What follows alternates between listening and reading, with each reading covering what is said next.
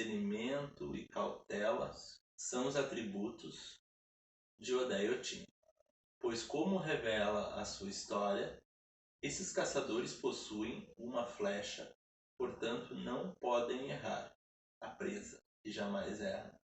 Odeiotin cumprem da melhor forma a sua função mítico-social, buscando o melhor e a perfeição para a coletividade. Obá.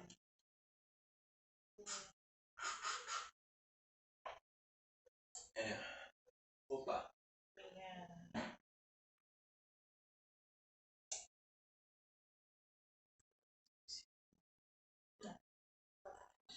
Obá. Obá, na dinâmica social e cosmológica negro-africana, é o princípio arcaico do fogo. Né? Está ligada ao princípio físico e fenomenológico das águas. Em África, na Nigéria, existe um rio chamado Obá. Como símbolo genitor feminino, pertence aos Irumalé, do lado esquerdo.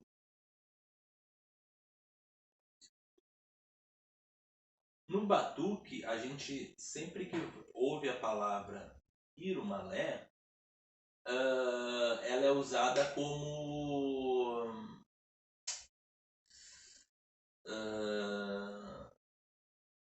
uma expressão que refere-se ao coletivo de orixá, né?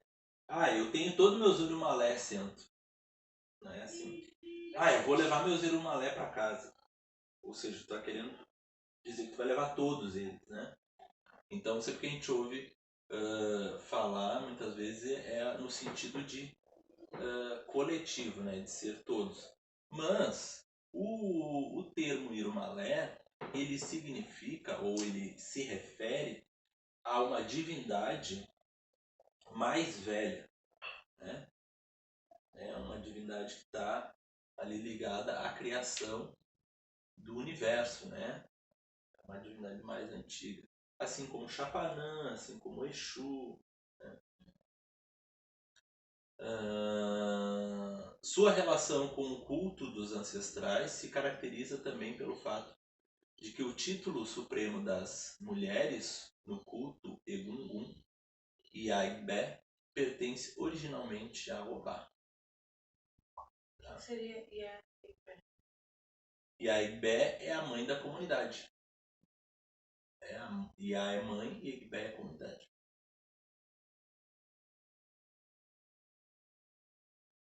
Obá é representada, é a representação coletiva dos ancestrais femininos, veneradas na sociedade Elecô. A ancestralidade feminina tem um nome, né? Iamiojá e Iamiaxorongá. Não está aí no slide, mas é importante saber que a ancestralidade feminina, Iamiojá e Iamiaxorongá, né? Tem uma representatividade. Ela vai ter, Depois eu tenho que me mandar essas coisas. A gente vai ter uma aula só falando sobre a ancestralidade feminina.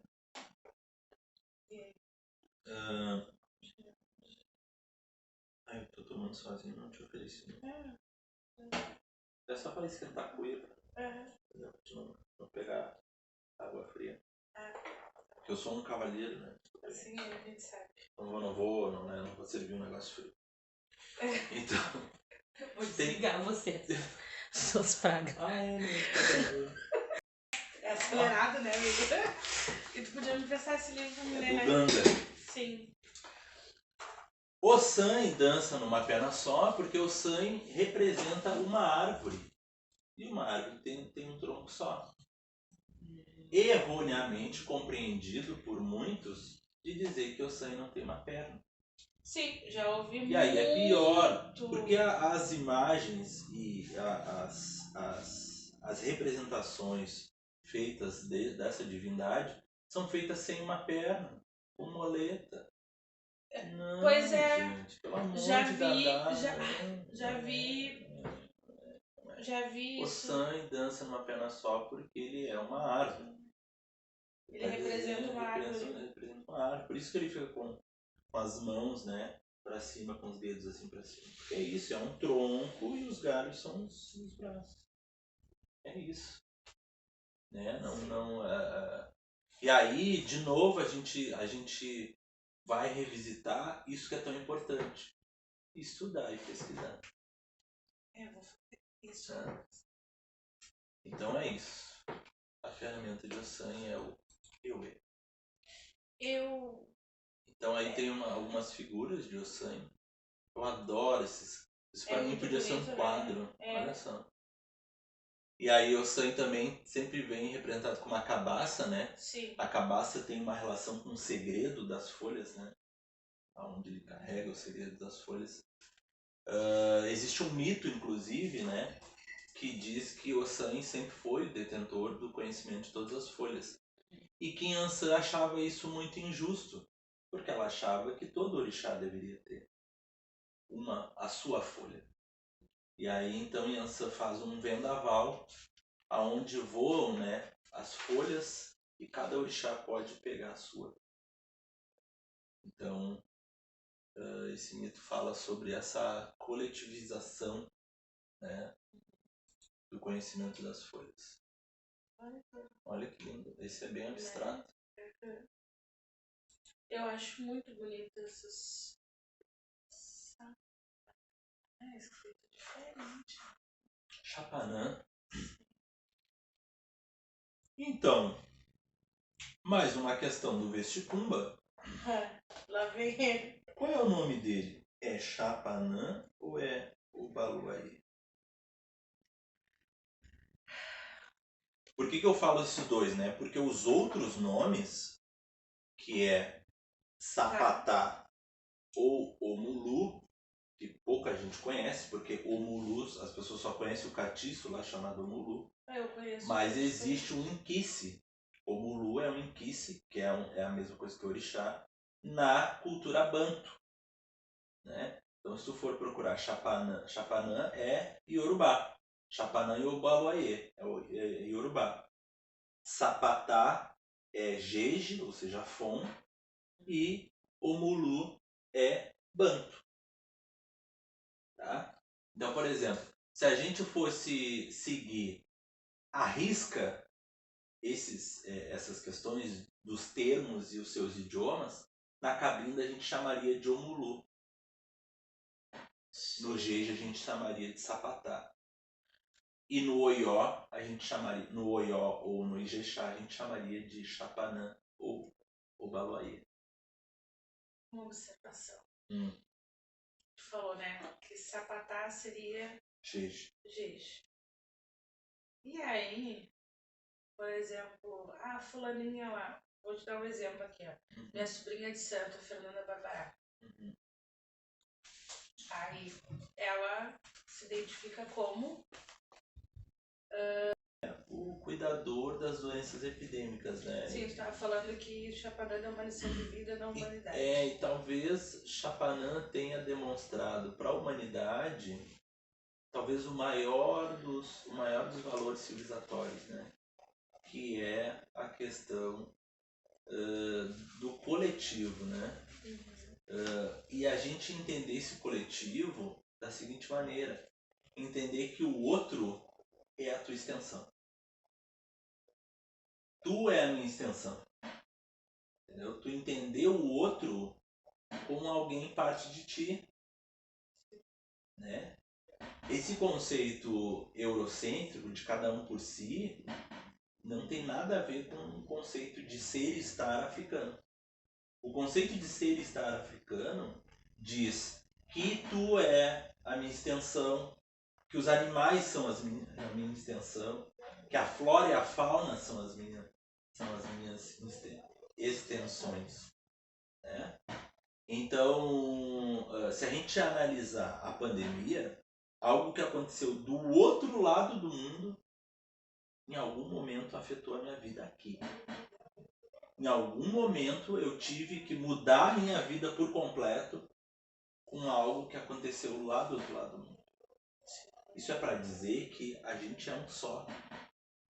A gente não é... essas barreiras que a o Ocidente criou, né? Que essa cultura branca criou, que essas divisões é por cidade, é por país, é por nação, é por continente. Isso é só uma questão ponto de vista. Sim. Porque a gente é um só. Né? E talvez por muito pouco a gente deixe de existir porque a gente é um só.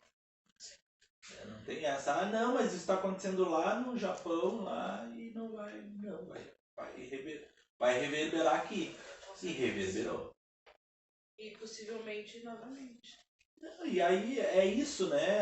Essa questão da saúde, ela te leva a esse ponto de reflexão, né? O que vai afetar alguém vai afetar o coletivo. Principalmente questão de valores. Né? E se a gente pensar em várias situações de saúde, né? As doenças sexualmente transmissíveis e várias outras, as doenças epidêmicas são assim, né? Exatamente. Vamos fazer tu até refletir. Porque se a gente for parar para analisar agora principalmente, depois de tudo isso que a gente viveu dentro desses 2 anos, olha quanta coisa está aparecendo agora, entendeu?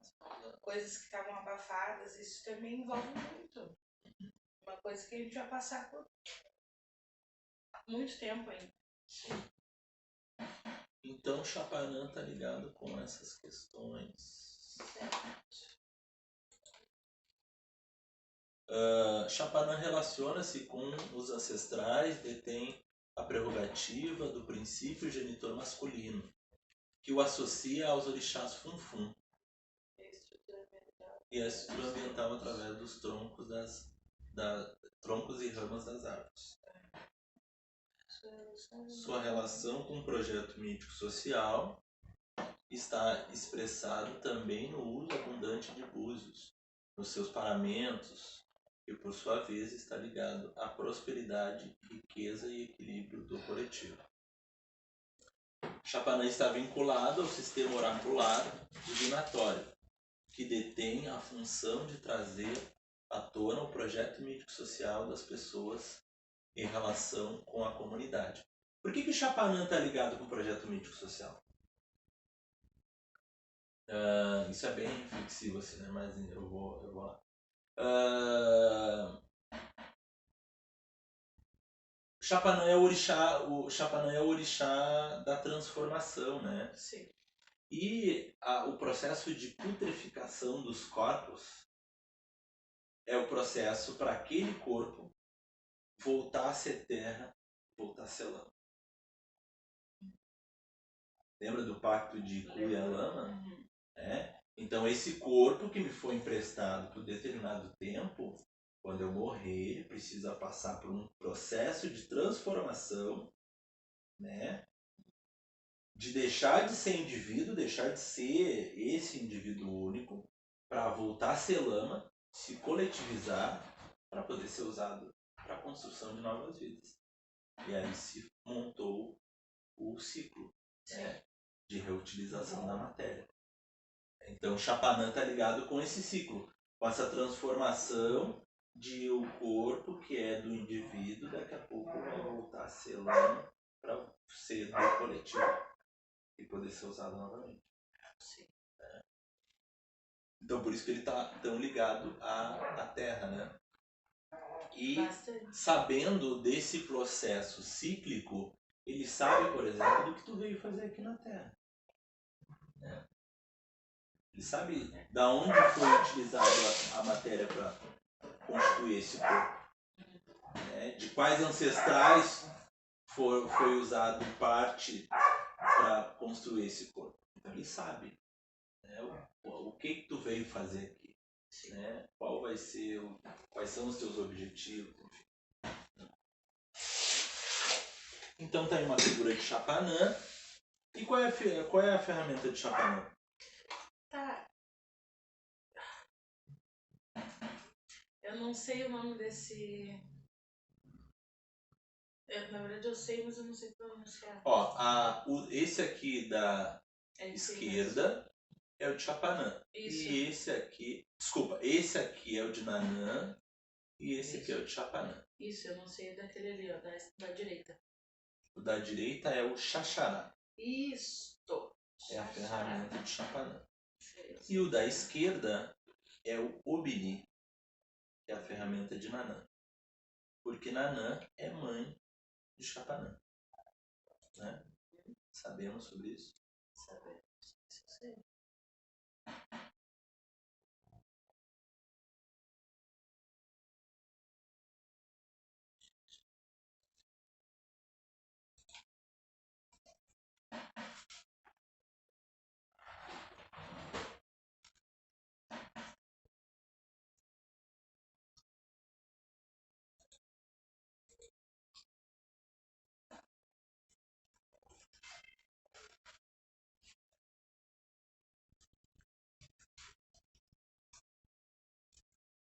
Por que Chapanã está ligado a Iku? Pela questão dele ter um certo domínio pelos espíritos ancestrais, eu acho que é ancestrais. Tem dois aspectos importantes aí nessa ligação, né? Primeiro é que Iku é o orixá da restituição da lama, né? Sim. Então, Chapanã, que é o orixá da transformação, para transformar esse corpo de novo em lama, ou seja, coletivizar esse indivíduo, né, esse corpo. Então, Chapanã está ligado com Iku. E também a questão do Egum e do Egungun. Chapanã é o senhor dos ancestrais também, né? Sim. Então, ancestrais antepassados. Então, a ligação é sobre isso.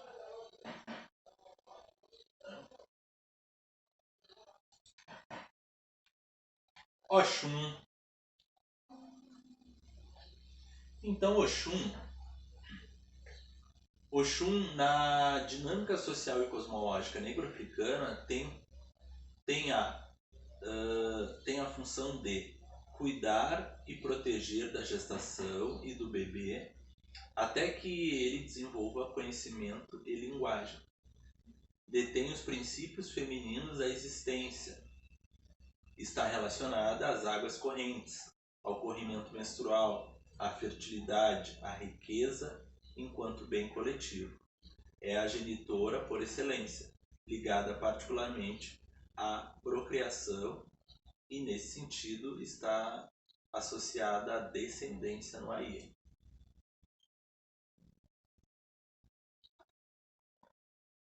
E aí, Oxum é só o orixá do ouro? Não, é muito mais. É muito mais. É muito mais. E vamos refletir sobre esse muito mais, né?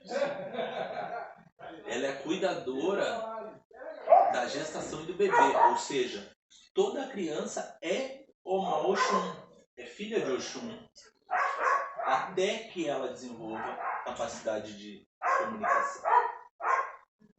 Então, para muitos, assim como eu, até os 7 anos era Oxum que respondia para mim no Ifá. Meu filho mesmo coisa. Jogava para mim, era Oxum que respondia para mim. Quando eu fui fazer minha obrigação com 10 anos, que foi a primeira, bom, daí sim, daí Exu respondeu por mim. No meu caso já foi diferente. No meu caso, Oxum já se mostrou minha mãe do Ori, na barriga da minha mãe. Bom, mas aí era o teu orixá. Entendeu? Né? Mas eu me refiro em Não, relação a todas as mas crianças. se tu for parar pra analisar, é uma coisa difícil, tu entendeu? Tô dizendo na questão da Oxum, assim, é difícil. Por mais que tu tenha algum problema, no caso, a mãe, que automaticamente o Oxum cuida da gestação de qualquer mulher. Isso. Né? A mãe em si não tem como saber, porque automaticamente, tu vai no Ilê, lá no teu terreiro, vão jogar no Ifá, vai fazer uma segurança de barriga para Oxum. Sim. Mas o orixá em si, pegar o ori, uma criança que está sendo... Não, tu já pode saber, tá? Antes dela nascer, tu já pode saber. Mas a segurança é feita porque é isso, é de Oxum. Sim. A segurança vai ser sempre de Oxum. Mas aí o que eu digo assim, eu sei que a gente pode saber, mas é uma questão que é melindrosa. Sim, sim. Entendeu? Sim. Tanto é que tu vai jogando durante o crescimento da criança. Sim, né? exatamente. Tu joga ali lá no início, aí vai jogando, daqui a pouco com 5, e vai jogando até lá pelos 10 que vai se definir, né? É. Aí também detém os princípios femininos da existência. Que princípios são esses? Detém os princípios femininos da existência. Já ouvi isso. É isso, né? Esses princípios da existência é isso, ó. É as águas correntes, é o corrimento menstrual, é a fertilidade. Né? E essa riqueza que se refere, que todo mundo coloca aí, não é dinheiro. Claro. Não é dinheiro. A gente sabe. Não é dinheiro. Essa riqueza é saúde, né? É prosperidade do coletivo, né? É o cuidado com a família, é o cuidado consigo, é o amor próprio. A luz, brilho. É isso, são essas coisas, né? Então, a Oxum muitas vezes ela é erroneamente associada a essa questão financeira, né? Bastante. E bom, e também tem a questão que ela está ligada à descendência. Por que Oxum está ligada à descendência? Porque é isso, sem gestação, se todas as mulheres do universo resolvessem não gestar mais, a humanidade acabava. Sim. Isso é uma coisa que até não estudando na parte religiosa a gente já saberia. Então é isso, as mulheres detêm a continuidade da vida. Né? E isso é um princípio de Oxum, a descendência. Né? Assim como Xangô é detentor da prole, Oxum é detentor da descendência. Entende que existe uma relação de complementariedade. Por isso que Xangô e Oxum, né, são tão próximos.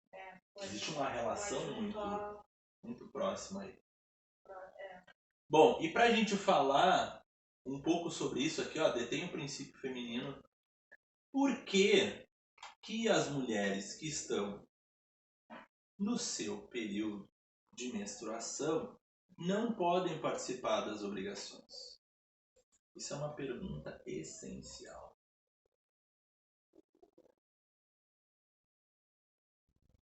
Por que as mulheres menstruadas não podem participar das obrigações? Assim, como é que eu vou explicar nas palavras? Eu, Gabriela, tem como quando a gente tá nesse período, é meio que um. Dá pra dizer desrespeito, assim, mas não sei a palavra correta a usar. Porque eu nunca tive esse tipo de pergunta. Mas eu tenho entendimento que a gente não participa. A gente não. De nada, na verdade. Mas o porquê eu nunca me perguntei. Por que a mulher não deve participar quando está na história? Então vamos ouvir um pouquinho.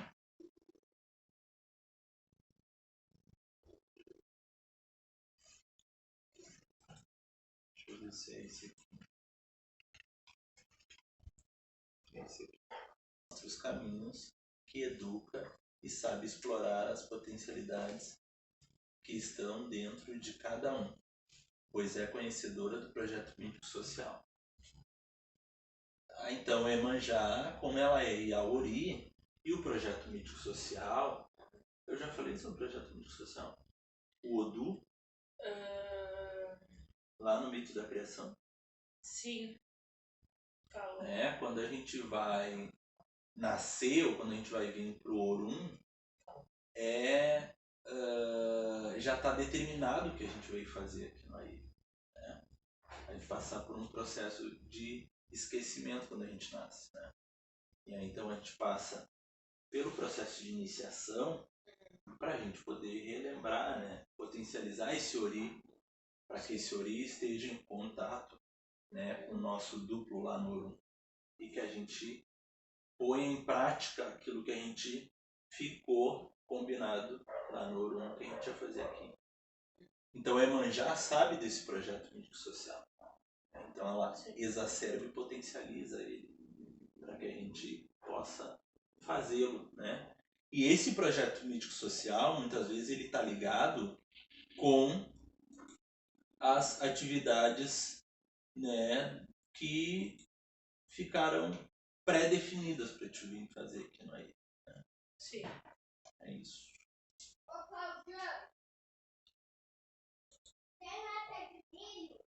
Aí tem uma imagem, umas conchinhas, lembrando